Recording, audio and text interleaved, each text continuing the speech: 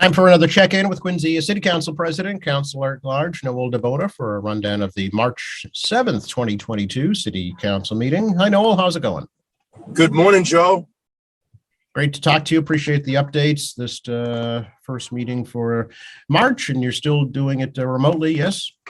Yes, we're continuing to do that right now. Any plans to change that in the future? Yes, very soon. Don't want to let the cat out of the bag, but let's just put it this way, very soon. Okay. Can we jump right into it? A couple of pretty major appropriations that came out of finance last night, if you could tell us about. Yes, we had some fire apparatus that needed to be, we're getting low on, different trucks and ladders across the city of Quincy. And obviously, as our city grows, we need to, continue to upgrade and get some new ones. Previously, over the last few years, U.S. Congressman Stephen Lynch has did some grants and was able to fund some of the other previous apparatus. This time around, we bonded it for $2.3 million for two particular trucks and engines, and it went pretty smooth last night. And it looks like it takes about a year to build and to really get it. It's got to be customly made because some of our stations are at a certain height level, and they're obviously, for durability purposes, they're getting a little heavier over time. So, it looks good, and we approved it last night. Okay, very good. And any idea where those new apparatus are going yet, or is that a cut up to the fire chief? They didn't particularly get into detail, but obviously we'll go into where it's needed. I know that Anthony Andronico, Ward 2, had mentioned something about his, the last apparatus were at headquarters, and the other one was in North Quincy. So I would assume that it's going to go into different areas around the city, different stations. Okay, very good. And then Quantum School also on the agenda, right? Yes, the feasible study, which is the next step of the getting along with the MSBA program. One great thing about that is it's going to increase the enrollment by about 45 children. We're about 335 in enrollment right now. It's going to get up to 380, which is always great for the future of our city, especially this is a K through 5 configuration. Our kindergartens, we definitely get a strong push to increase enrollment, and this will really do a great job. When we did the central, obviously in the Southwest, I believe the Southwest was at 430 students, and that was at 340. So they added 90 students, which was great in the middle school. That's a 5 to 8 configuration. This one, we add like 45 children, which will be great. We'll get a brand new facility, which is going to be awesome. So looking forward to that. I know Councilor Harrison, Ward 6, has been waiting a long time to get this underway. We've been speaking about it for some years now, but here we are, and we're looking forward to it. Yeah, I know that the projections from the school department are just, enrollment's going to just keep increasing, especially at the younger grade level. So the school will be be needed. Sure is.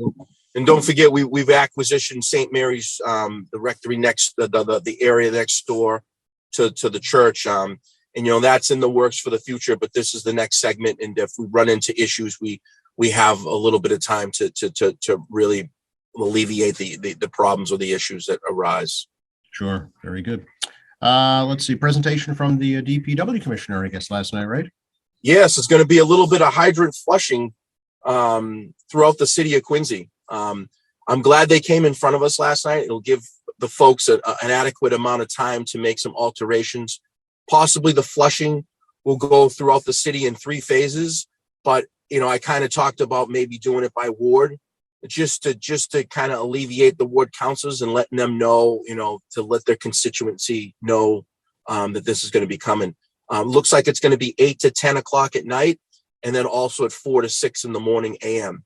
So they'll be flushing out these hydrants, and it'll be done in-house. And we just have to make sure that we get the proper information out there. If the viewers are listening, this will happen in the next few months, and it'll go into sections, and just have to alter a little bit of maybe taking a shower at night if you're going to take a late shower 8 to 10, or if you're early morning riser, to make alterations with that. And unfortunately, we're going to have to go through a little bit of a process, but at the end, we need to do this. It's a much needed situation. So looking forward to it. It's doing great things for the city. It's just going to be a little bit of alterations. Yeah, I know it kind of seems monotonous, but it's really important, especially for fire safety, to keep water pressure available just in case. Not only that, and some of the piping can get clogged up, and around the circular area, it gets sediment that's sitting on the sides of it, and this will flush it right out and clean it, so we don't have any issues. Please, proactive approach, Joe. Proactive.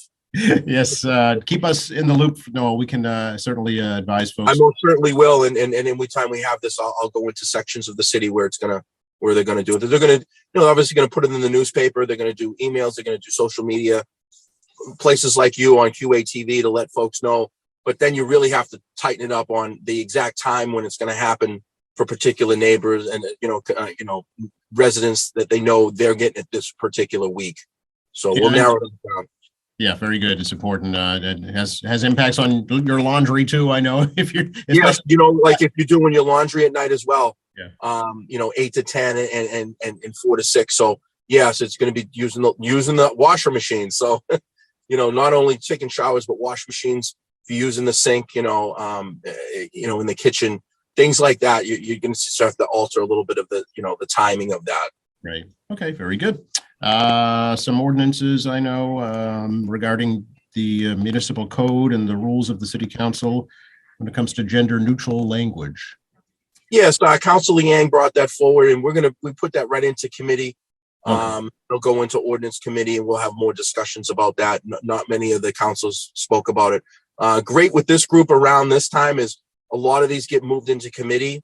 And what's been pretty good so far, as a council president, it's not a big spoken about before we go into committee, and you'll have your time to really talk about and vet these these ordinance changes or resolves or whatever the case may be in committee. So they have to go on the regular agenda. They get spoken about. They go into committee, and then the committee chair will take it out and put it for a formal meeting in their committee. Usually before the city council meeting. We're meeting at 7:30. It'll be at 6:30 meetings most of the time. As we get into finance, obviously we'll have some more finance meetings on different days, but that'll be on years. That makes for shorter full council meetings at least, right? It's been going along pretty good, Joe, so far, and I've installed the Rule 10 rule, which is you have a certain amount of time to speak, and then it goes to the next person, and all the councils have been pretty fair with each other. So it looks good so far, Joe. Very good. So I'm assuming the same thing happened with some of the resolves. There were quite a few of them last night. Yeah, obviously the Quincy Retirement Board to discuss situation involving the loss of the $3.5 million funds that were missing, and then also the Prim. It's just getting an update on the Prim situation. That's going into obviously the different committees. Councilor Harris brought something in about recreation on private land. Everybody on the water, on the shores, on the coastline, just to not allow people to come on their private property and just so that's a resolve, and update on the new animal shelter, which is we've been waiting on quite a bit, and I think that talk to the mayor. We're getting really close to getting that precise amount, obviously, and then just the whole diagram. It's been a few years now, and then update on the downtown DIF fund, the downtown increment financing, just to get an update on where we're at with the funding on that, and that's put into committee as well. I'm pretty sure that these will all come out and over the next few months and be talked about and vetted, which will be great. Okay, very good. With the retirement board, Noel, do you think they'll come before you? Do they have to come before you? Councilor Palmucci, he's pretty smart. He's been on the council for 10 plus years here. I believe he's in his 11th year. And he's smart. If they can't come in and talk about the 3.5 million missing funds, which they may not be able to, he suggested they come in to discuss the transfer of funds to Prim. So, maybe they can't come in on one end, but they can come in on the other end. So there's two different resolves in there. If they can't present anything with the funds that are missing, it's under investigation. They can come in and talk about the Prim, which is, pretty good. At least they can come in and talk about something. just to get them in front of us to talk about different things that they are able and legally possible to talk about. So we'll see what happens, Joe. All right, stay tuned, right? Stay tuned. Anything else we should touch on today? I think that's it for today, Joe. We're going to meet again on March 21st, and that'll be our regular scheduled meeting at 7:30. On 6:30, we've set up a oversight committee meeting with Councilor Palmucci with that, the Quincy Retirement Board coming in front of us. So we'll have more information coming up to that, but we're 2 weeks away from that, which will be great. And real quick, obviously, I think the COVID is kind of subsided here a little bit, and it looks pretty good. The weather's starting to break a little bit, Joe. So yesterday was, the last 2 days are pretty good weather-wise. A little cooler today, but we're getting into March, and I know you're going to be talking about daylight savings, right? That's that next Sunday that's coming up. So that'll be good. We can get away from snow. We hope, yes. So actually, your next meeting on the 21st, that's the first day of spring. That's the vernal equinox. So there you go. There you go. And I think, what is it? Daylight savings is on the 12th or the 13th of March, the Sunday there. So it's a week before. It is the 13th. Yes. 13th. So that'll be great. We're going into transition. I think we've had enough of snow. And I'm looking forward to the spring. Yeah, I'm sure you're getting pothole calls all the time. Bet. And like I said before, if anybody has any pothole requests, you can call the hotline. You can email or call myself, and we just need to know where they're at. And the city does a great job of going out and taking care of that. So just let us know if you want to take photos of the particular intersections. It helps a lot if you send an email out and you also give the photos. It really helps to let us know exactly where that pothole is existing, and we'll go out and take care of it. Sounds good. And always good to talk to you, Noel. Appreciate it. Thank you so much, Joe. All right. We'll catch up on the 22nd. 22nd. Thank you so much. Have a good day. You too. Bye-bye.